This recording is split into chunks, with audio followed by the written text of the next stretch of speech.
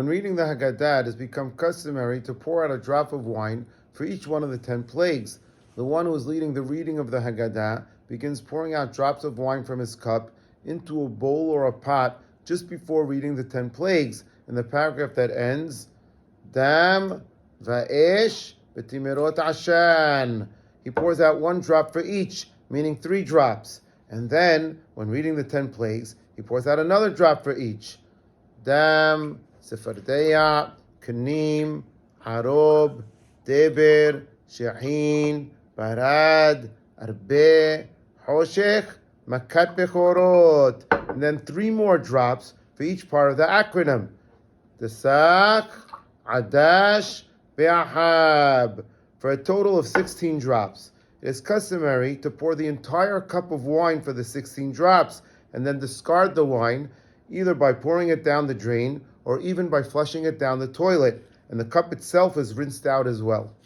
The custom was originally practiced in Germany in the 12th century and recorded by Rabbi Elazar Migel in his book Sefer HaRokeach.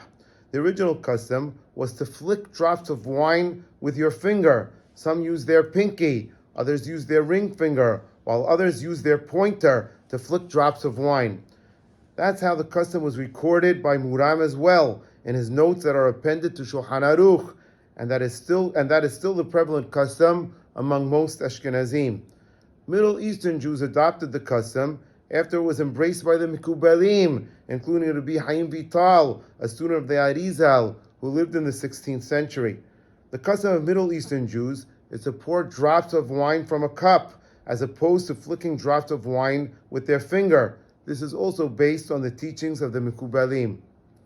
Some have the custom to bring a separate cup in order to pour the 16 drops, while others use their own cup and just refill it after rinsing it out.